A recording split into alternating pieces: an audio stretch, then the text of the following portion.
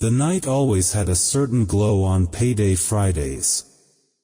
You could smell the starch on freshly ironed clothes, hear the soft click of heels on the kitchen floor, and feel the quiet excitement of parents getting ready to step out. Kids were buckled into the back seat, half asleep, on their way to Grandma's house. And somewhere in the neighborhood, even before the streetlights warmed up, you'd hear that unmistakable line drift through somebody's window, "Just got paid, it's Friday night." For so many families across Black America, that song wasn't just music. It was release. It was survival. It was the moment the whole house exhaled after a long week. Years ago, when I first started this channel, I tried to tell the story of the man behind that anthem, Johnny Kemp. But the video was short, rushed, back when I was still finding my way on YouTube. And a life like Johnny's, it deserves more than 5 minutes. Tonight, we're going deeper. Into the laughter of his childhood in the Bahamas. Into the bright lights of New York clubs. Into the rise and the heartbreak. And into the mystery that followed him all the way to Jamaica. But before we begin, ask yourself, how can a voice that brought us so much joy leave the world in such a haunting silence? The story begins far from the bright lights and big stages, on an island where the ocean never stops singing.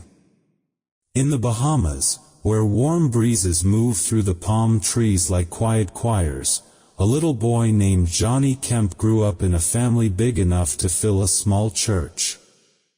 10 children. 10 different voices.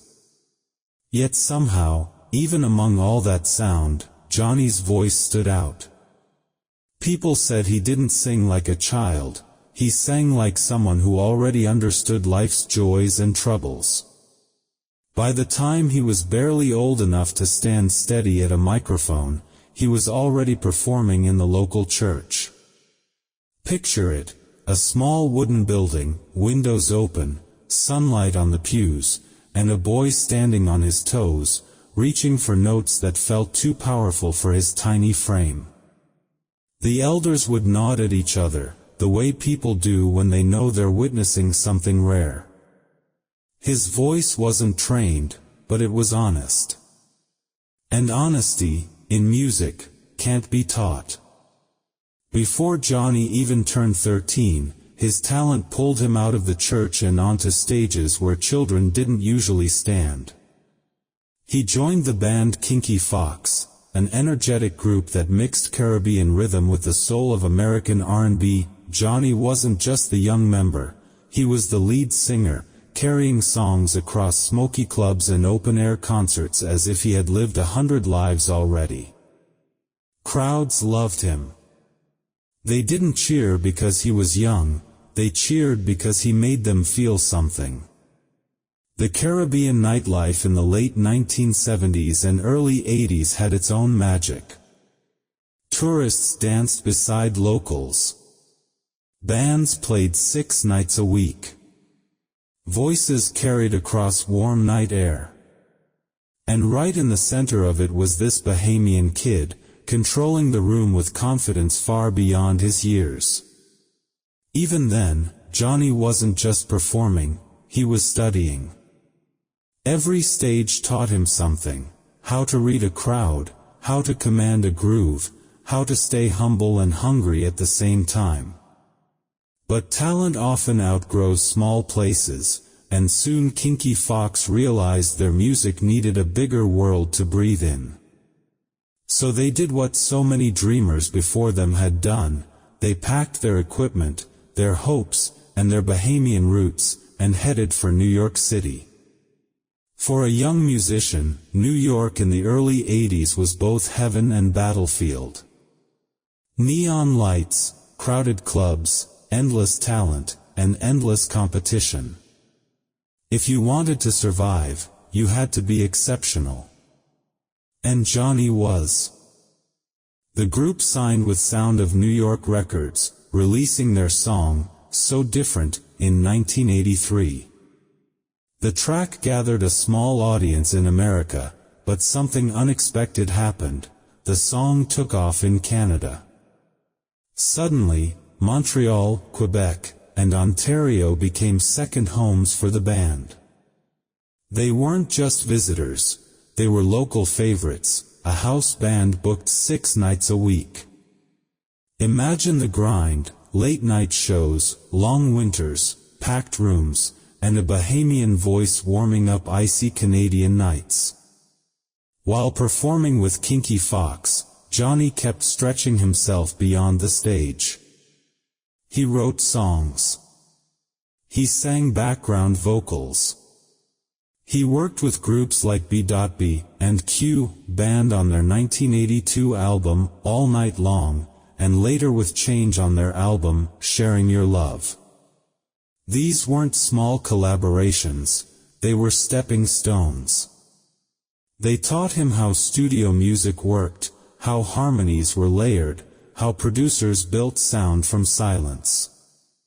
Johnny was becoming a full musician, not just a singer. During these years, he also crossed paths with 2 other young artists who would eventually define an era, Teddy Riley and Keith Sweat. Back then, all 3 were just teenagers with big dreams and bigger hunger. Teddy was playing with Total Climax. Keith Sweat was leading Jamila. Johnny fronted Kinky Fox. They lived in the same city, shared the same hustle, and often performed in the same circuits. There was friendly competition, each group trying to outplay the others, but also respect. None of them knew it yet, but their teenage friendships would later create one of the biggest dance anthems of the 1980s. By 1985, Johnny felt something shifting inside him. The band life had taught him discipline and resilience, but he wanted to grow. He wanted to step into the spotlight on his own terms. So he made a decision that many fear but all true artists eventually face. He went solo.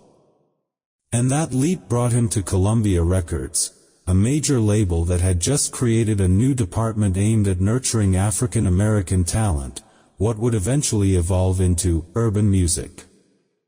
Senior Vice President Ruben Rodriguez believed Johnny had something special.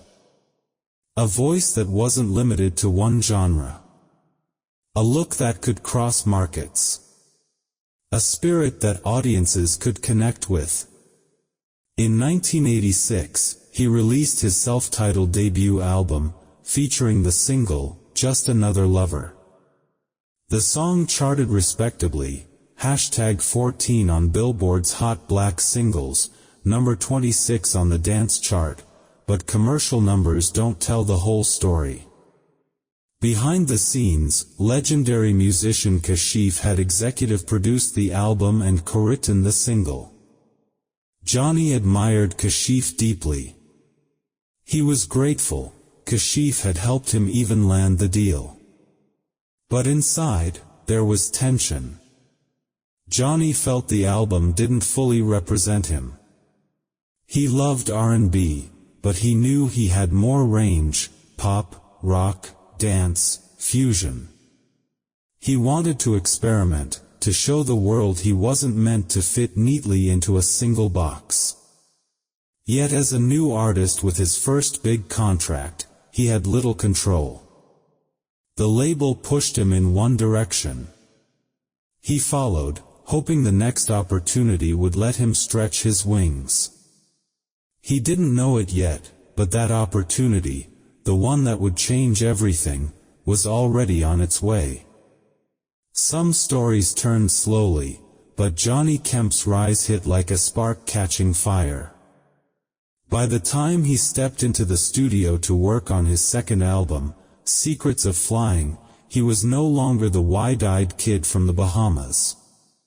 He had lived in 2 countries, performed in hundreds of clubs, learned the mechanics of songwriting, and survived the unpredictable world of record labels. He had the scars and the wisdom, but most importantly, he had the hunger. And then came a song that would carry his name farther than he ever imagined. Just Got Paid wasn't even meant for him at first. Rumors had floated for years. The track had originally been intended for Keith Sweat, co-written with Teddy Riley during a time when the new jack swing sound was just cracking open the door to a new era. Keith's debut album Make It Last Forever had already been turned in, so the song needed a home. And somehow, whether by timing, fate, or friendship, it found its way to Johnny. It's hard to imagine now, but there was a world where Keith Sweat might have sung those lines. Yet something about the groove, the attitude, the contagious lift of the melody seemed tailor-made for Johnny Kemp's voice. When he stepped into the booth and delivered that opening line, he didn't just sing it, he owned it. It felt like the song had been waiting for him. 1987 became the doorway to everything. When Secrets of Flying released, the single, Just Got Paid, didn't just climb the charts, it sprinted. The beat was sharp, the synths were bright, and Johnny's vocals danced over the track with both confidence and joy. New jack swing was exploding onto the scene, and this song fit perfectly into the cultural moment. People weren't just listening, they were moving. Clubs from New York to Chicago to Atlanta were packed with dancers sliding across neon-lit floors the moment the hook dropped. Roller rinks blasted it on Friday nights. Kitchen radios turned it up when paychecks hit the counter. Barbershops argued over the best line. Neighborhood block parties played it so loud the bass shook window screens. And then the numbers rolled in. Number 1 on the US R&B and dance charts. Number 10 on the Billboard Hot 100. Over 1 million copies sold. A Grammy nomination for Best R&B Song at the 31st Annual Grammy Awards, 1989. Imagine Johnny, this Bahamian kid who once stood on a church crate to reach a microphone, now sitting in a room where his name appeared alongside Anita Baker, Taylor Dayne, Bobby Brown, and Luther Vandross. A seat at the table he earned through pure talent. Anita Baker won the Grammy that night, but Johnny didn't lose anything. Because by then, the world already had its verdict. Just Got Paid was a classic. This song didn't just chart, it lived. It worked its way into culture in a way few singles do. It became the soundtrack of payday for millions of working-class families, especially in Black America. It wasn't about luxury, it was about breathing room. That moment when bills were paid, dinner was on the stove, and for once, life didn't feel so heavy.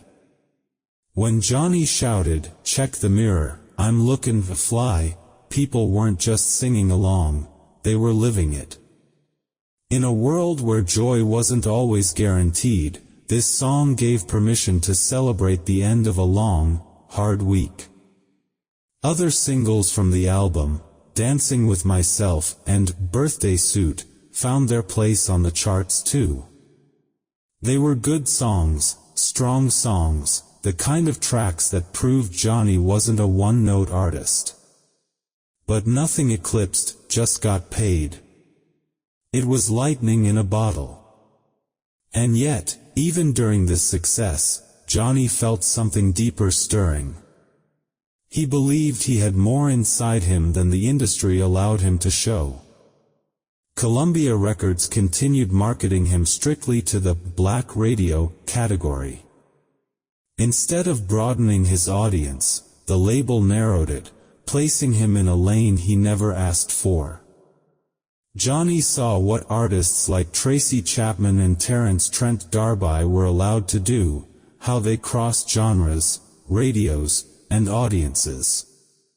Not because they weren't black, but because they weren't boxed in by the industry the same way. Johnny believed he had that same potential. He believed the music in him could reach more than one category on a shelf. But the machine didn't see it. They saw a hit. They didn't see an artist.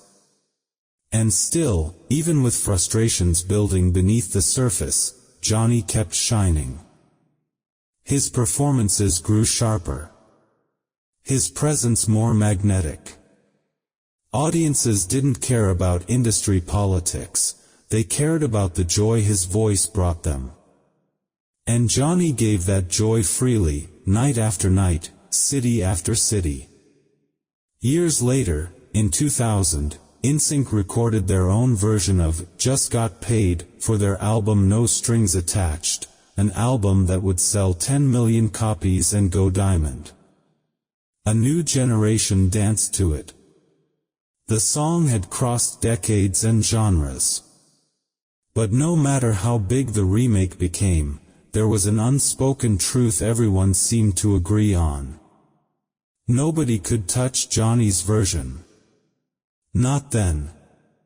Not now. Not ever.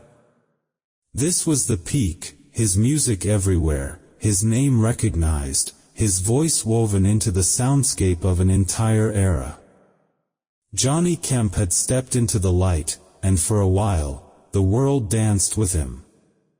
He didn't know the industry would soon push him away, or that the path ahead would lead to quieter rooms, smaller stages, and, eventually, a tragedy far from home. When an artist leaves the spotlight, it rarely happens all at once.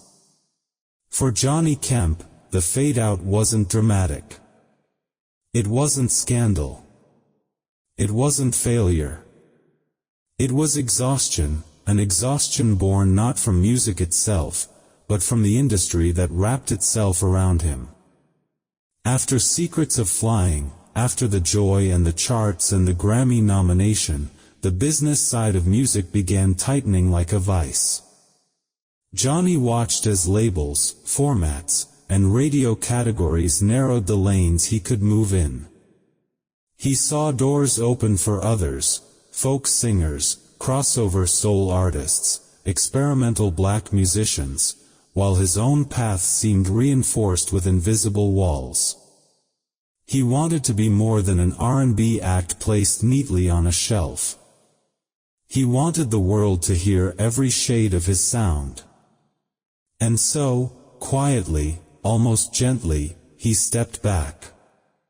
He never released another album. He never returned to the studio with Teddy Riley. Instead, he became what so many musicians become when the industry stops listening, a working artist. One who still loves the stage, but no longer orbits the fame that comes with it. Johnny poured his energy into smaller, steadier work, commercial jingles recorded in clean studios, soundtrack contributions like Let the Walls Come Down for the 1990 Ninja Turtles movie, performances at weddings where people cried during first dances, and private events where the microphone was close enough to touch.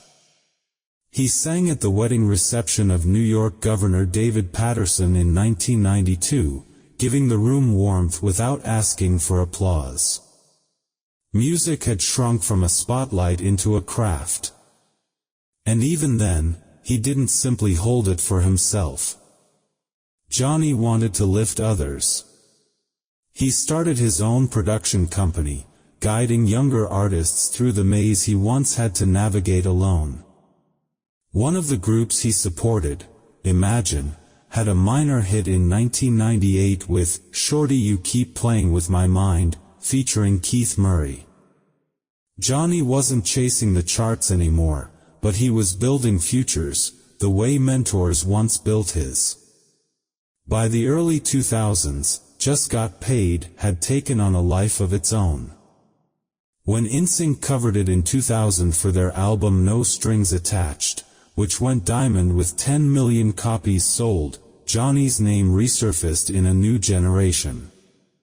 Teenagers who hadn't even been born in 1988 were dancing to a rhythm he helped shape.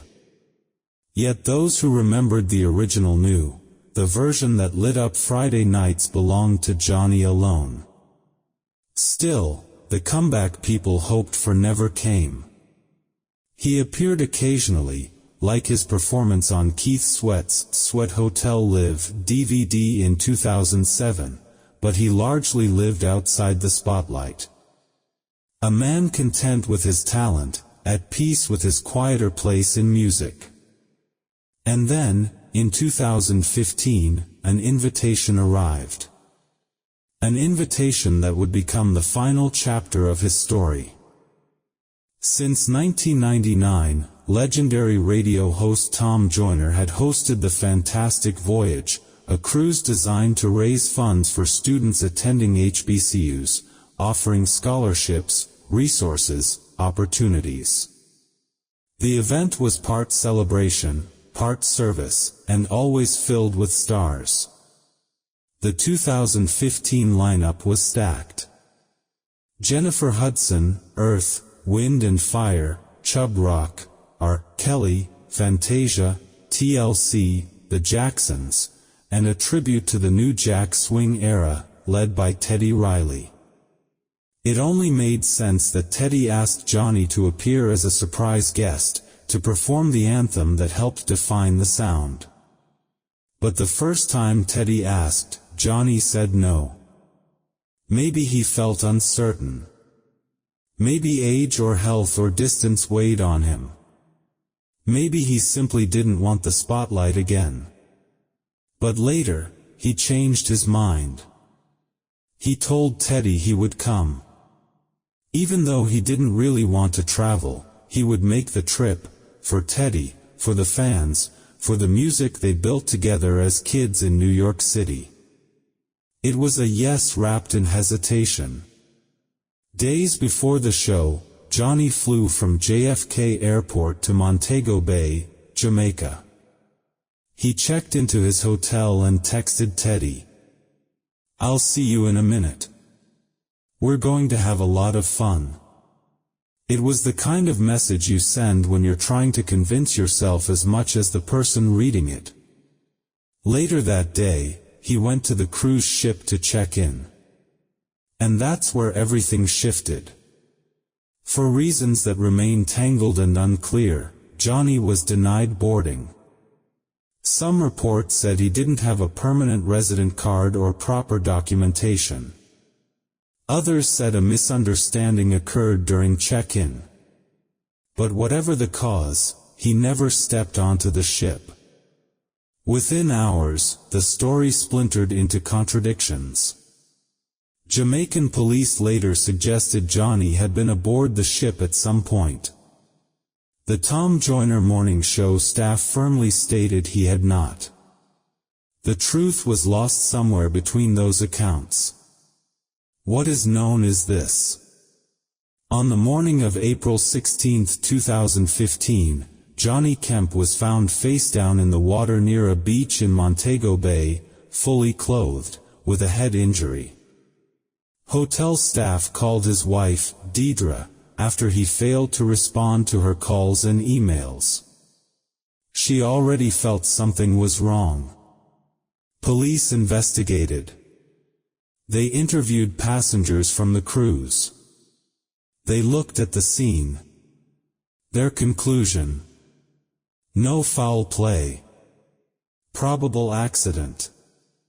Johnny may have slipped on rocks, fallen, hit his head, and drowned. They labeled the cause of death simply, drowning. But for fans, for friends, for anyone who heard the joy in Johnny's voice, the simplicity of that explanation felt too small, too quiet for a man whose music had once lit up the world. On stage that night, Teddy Riley held back tears as he told the crowd, "Johnny Kemp was supposed to be standing right here next to me tonight. He called Johnny a star, now shining with God." You could feel the grief ripple through the room. Because even though decades had passed since Just Got Paid first hit the airwaves, the joy it created was timeless. And the man behind that joy was gone. Across the United States, especially within black communities, Just Got Paid settled into a place that numbers can't measure.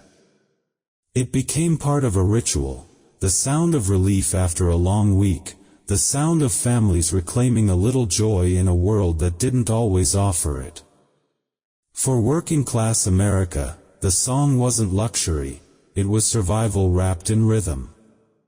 Every time the beat dropped, it reminded people that they had made it through another set of challenges. The song became a cultural pulse, something deeper than radio rotation or chart positions.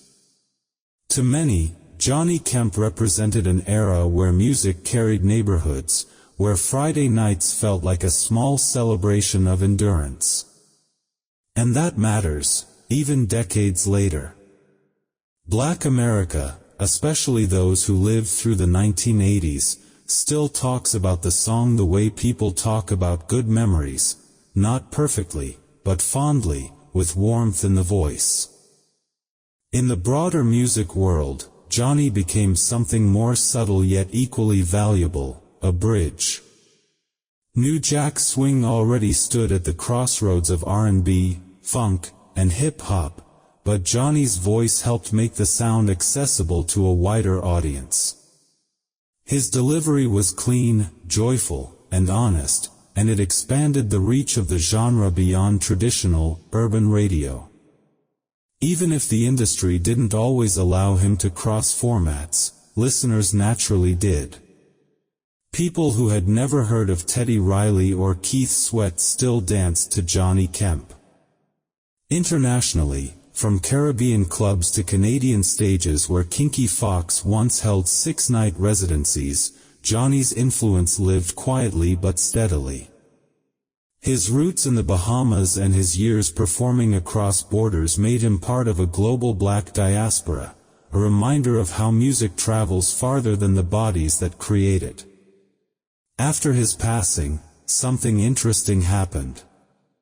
Conspiracy theories faded quickly. Nostalgia did not.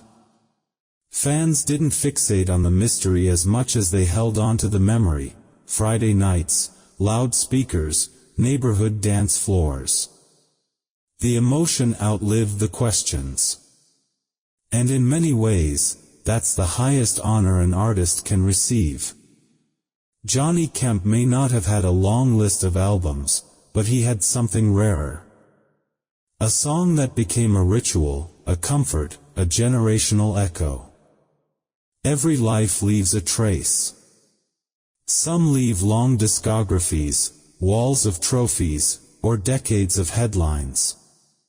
Johnny Kemp left something different, something quieter but far more enduring. He left a feeling. A moment. A spark that carried people from exhaustion into joy every Friday night. And for millions of listeners, that was enough to keep his name alive long after the spotlight dimmed. When we look back at his story, from a barefoot boy singing in a Bahamian church, to a teenager lighting up Caribbean clubs, to a young man conquering New York studios, it becomes clear that Johnny's life was stitched together by music at every turn. Even when the industry boxed him in, even when fame slipped away, even when the world turned its attention elsewhere, he kept doing what he was born to do, he kept singing. His final years may not have been glamorous, but they were honest. He worked. He mentored. He raised a family. He remained connected to the craft that shaped his entire identity. And even though his passing came suddenly, quietly, and far from home, his impact didn't sink with him beneath the waters of Montego Bay. Because every time Just Got Paid comes on, at a cookout, during a reunion, on a cruise deck, or in the corner of a barbershop, Johnny Kemp rises again. Not as a chart position. not as a mystery unsolved, but as a voice that once made the world feel lighter, even if only for the length of a song. And maybe that's the real measure of an artist's legacy. Not the number of albums they leave behind, but the number of hearts they lift. So tonight, as we close this chapter, take a moment to remember him, not the tragedy, not the questions, but the joy. The joy he gave freely. The joy he earned honestly. The joy that still moves through generations who may not even know his name, but know exactly how it feels when that first beat drops. Before we end, let me ask you something. Where were you the first time you heard "Just Got Paid"? And who were you dancing with? If Johnny Kemp's story touched something in you, maybe a memory of your parents, your first job, or a Friday night long past, feel free to share it below. We read every comment. And if stories like this make you pause, reflect, or simply smile, you're welcome to stay with us. There's more to come. Until next time, keep his song, and his spirit, alive.